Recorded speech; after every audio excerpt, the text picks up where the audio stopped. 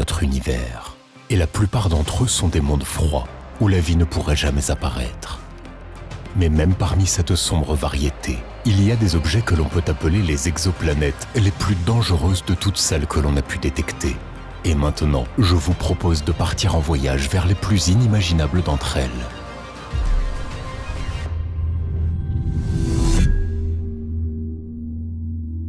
L'espace d'abord.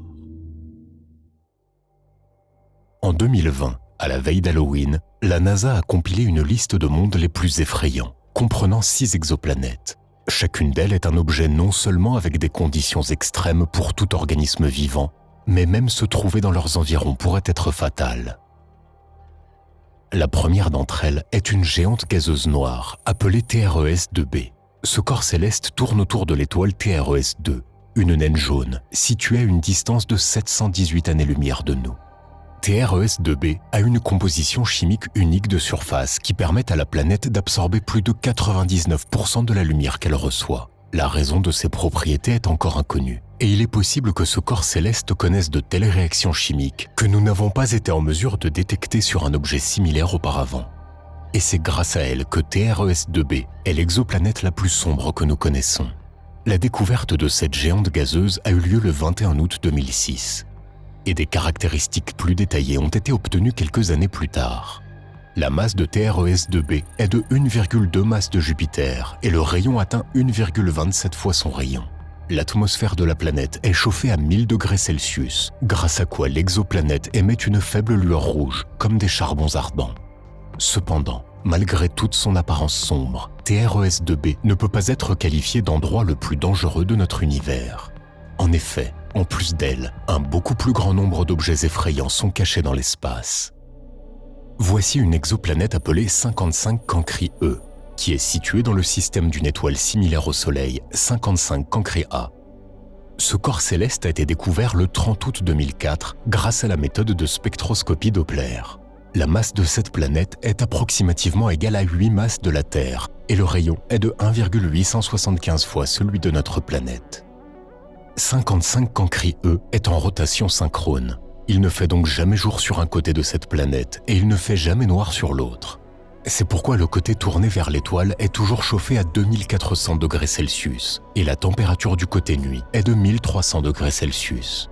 Un chiffre si élevé peut s'expliquer par le fait que la distance à laquelle la planète est éloignée de son étoile n'est que de 0,0183 unités astronomiques.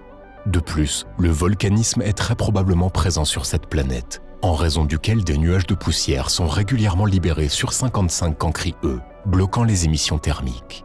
La période de révolution autour de son étoile est d'un peu moins de 18 heures et l'atmosphère contient de l'hélium et de l'hydrogène. Elle comprend également une grande proportion de carbone qui forme très probablement des couches épaisses de graphite et de diamants dans les entrailles de la planète.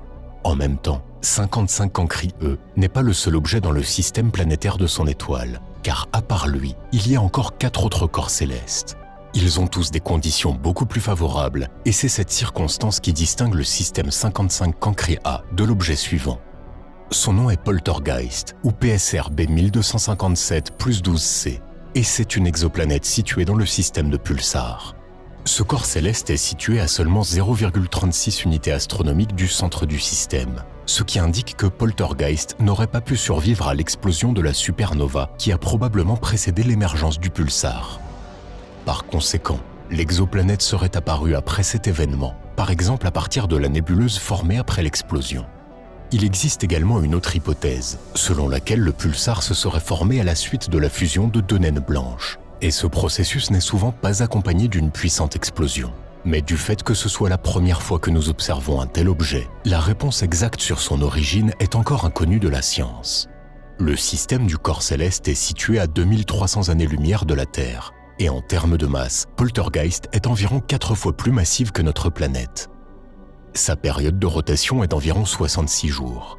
De plus, si jamais nous nous approchons de cet objet mystérieux, les flux de rayonnement émis par le pulsar détruiront très probablement tout vaisseau spatial. Compte tenu de toutes ces propriétés, Poltergeist ne peut pas être qualifié d'exoplanète la plus dangereuse de toutes celles que nous connaissons. Après tout, si en s'approchant, un petit corps céleste peut simplement s'effondrer. Mais lors d'un contact étroit avec l'objet suivant, il commencera complètement à s'évaporer. La raison en sera la température ultra élevée qui est présente sur l'exoplanète la plus chaude que nous connaissions, Kepler 70b. Cet objet orbite autour de l'étoile sounaine Kepler 70. Sa température de surface est plus élevée que celle de notre Soleil. Elle est de 6800 degrés Celsius. La masse de l'objet est de 0,44 masses terrestres et le rayon atteint 0,76 rayons terrestres. La période de révolution de ce corps céleste est de 345 minutes, c'est-à-dire que le jour ici dure moins de 6 heures. Dans le même temps, l'exoplanète passe régulièrement à une distance de 240 000 km à côté d'un autre objet du système, Kepler 70c. Et pour le moment, c'est le passage le plus proche de planètes entre elles de tous ceux que nous avons pu enregistrer.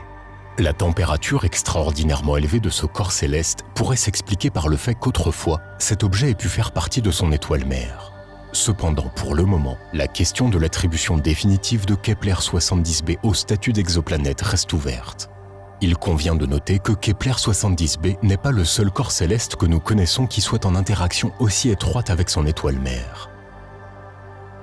Un autre objet dans des conditions similaires est une exoplanète appelée WASP-12b. Ce corps céleste est situé à 870 années-lumière de notre système.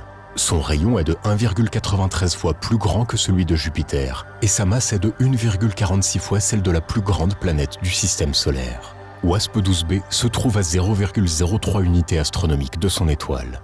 En raison d'une telle coexistence étroite, la température sur WASP-12b atteint 2200 degrés Celsius. Et en raison de la gravité surpuissante de l'étoile mère, l'étoile absorbe progressivement ce corps céleste et dans environ 10 millions d'années, l'exoplanète sera très probablement complètement effondrée. Compte tenu de toutes ces conditions, il est peu probable que nous puissions approfondir l'étude de cette planète. Après tout, de tels mondes, semble-t-il, ne peuvent pas présenter un intérêt primordial pour la science. Cependant, certains d'entre eux ont des propriétés vraiment uniques et malgré leur apparence, ils cachent bien plus de dangers qu'il n'y paraît à première vue. Par exemple, en survolant le corps céleste HD 189 733b, vous pourriez penser qu'il s'agit d'une planète sûre, car extérieurement, elle ressemble beaucoup à notre Terre. Mais en descendant au niveau de son atmosphère, tout voyageur rencontrera plusieurs menaces mortelles. Les vents ici sont composés de particules de silicate et ont une vitesse de 8700 km/h. De plus, sur l'exoplanète, il pleut aussi, à la suite de quoi des précipitations de verre fondu tombent à la surface. Les températures extrêmement élevées et la composition de l'atmosphère sont la principale raison de ces conditions météorologiques meurtrières. La période de révolution de l'exoplanète autour de son étoile est d'environ 2 jours et demi, et très probablement, la planète est toujours tournée vers son étoile d'un même côté. Selon ses caractéristiques, HD 189 733b est une géante gazeuse bleu vif dans la constellation du Petit Renard. Sa distance de notre système n'est que de 63 années-lumière, et le diamètre de cet objet est 1/10 plus grand que celui de Jupiter. La masse de l'exoplanète est 13% supérieure à la masse de la plus grande planète de notre système, et l'exoplanète tourne autour d'une naine orange. La distance de HD 189 733b à son étoile est 30 fois inférieure à la distance de la Terre au Soleil. Elle est d'environ 5 millions de kilomètres. Du fait de cette proximité, la température de l'exoplanète se maintient en permanence à environ 930 degrés Celsius du côté éclairé et ne descend pas en dessous de 425 degrés Celsius du côté sombre. Les premières études de cet objet ont commencé immédiatement après sa découverte, et en 2007, en utilisant les données du télescope Hubble, les scientifiques ont découvert que HD 189 733b avait une atmosphère brumeuse. De plus, lorsque la planète se trouve entre un observateur terrestre et une étoile, son atmosphère acquiert une teinte rougeâtre.